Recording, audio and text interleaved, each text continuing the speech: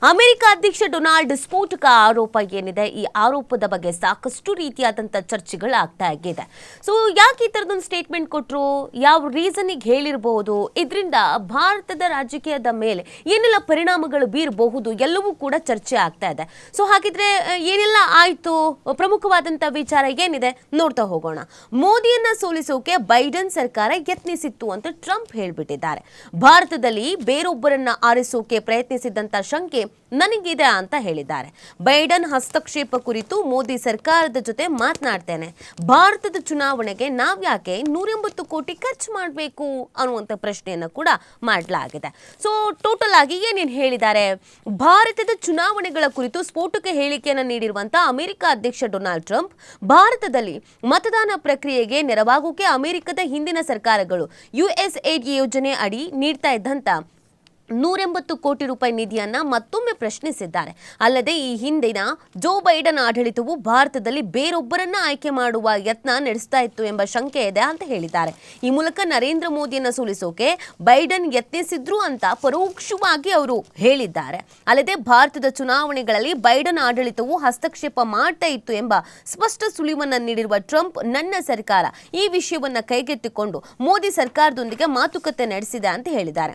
ಇತ್ತೀಚೆಗೆ ಟ್ರಂಪ್ ಆಡಳಿತವು ಭಾರತಕ್ಕೆ ನೀಡ್ತಾ ಇದ್ದ 180 ಕೋಟಿ ರೂಪಾಯಿ ಚುನಾವಣಾ ನೆರವು ನಿಲ್ಲಿಸುವುದಾಗಿ ಘೋಷಿಸಿತ್ತು. ಸೊ ಭಾರತದಲ್ಲಿ ಚುನಾವಣೆ ಆದ್ರೆ ನಾವ್ಯಾಕೆ ದುಡ್ಡು ಕೊಡಬೇಕು ಅನ್ನುವಂಥದ್ದು ಅವ್ರ ಪ್ರಶ್ನೆ.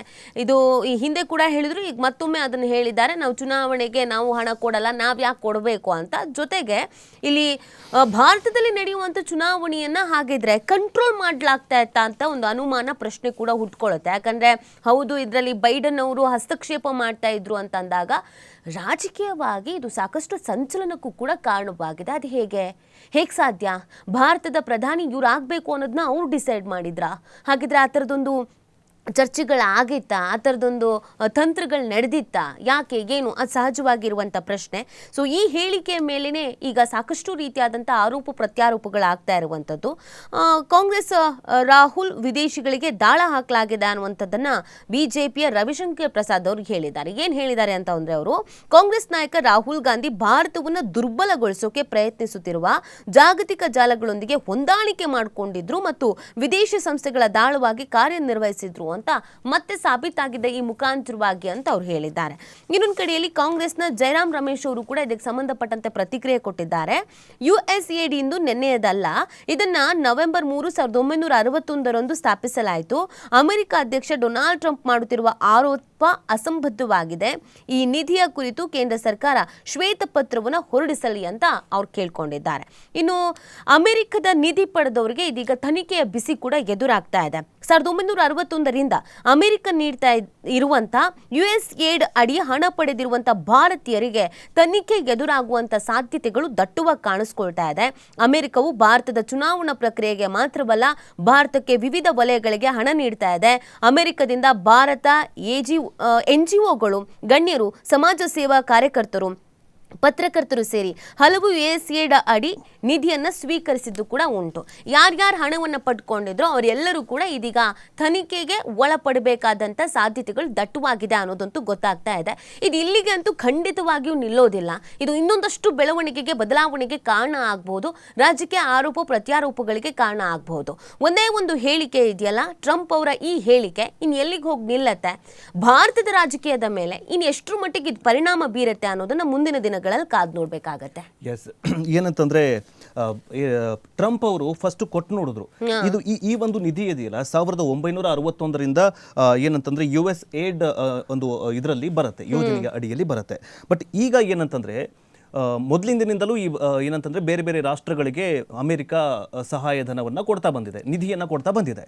ಆದ್ರೆ ಟ್ರಂಪ್ ಏನಂತಂದ್ರೆ ಈಗ ಕೊಡ್ತಾ ಇರುವಂತಹ ನಿಧಿಗಳನ್ನು ಕಟ್ ಮಾಡ್ಕೊಂಡು ಬರ್ತಾ ಇದ್ದಾರೆ. ಅಮೆರಿಕ ಇದು ಏನಂತಂದರೆ ಪಾಶ್ಚಿಮಾತ್ಯ ರಾಷ್ಟ್ರಗಳಾಗಿರಬಹುದು, ನಮ್ಮ ಅಕ್ಕಪಕ್ಕದ ಬಾಂಗ್ಲಾದೇಶ ಆಗಿರಬಹುದು, ಪಾಕಿಸ್ತಾನ ಆಗಿರಬಹುದು, ಈಗ ಭಾರತವೂ ಕೂಡ ನಿಧಿ ಅಂತಂದರೆ ಏನು ದುಡ್ಡು ಕೊಡ್ತಾ ಇತ್ತಲ್ಲ, ಸಹಾಯಧನವನ್ನು ಕೊಡ್ತಾ ಇತ್ತಲ್ಲ, ಆ ಸಹಾಯಧನವನ್ನು ಕಡಿತ ಮಾಡುವ ರಾಷ್ಟ್ರಗಳಲ್ಲಿ ಭಾರತವೂ ಕೂಡ ಒಂದು ಸೇರ್ಕೊಂಡ್ಬಿಟ್ಟಿದೆ.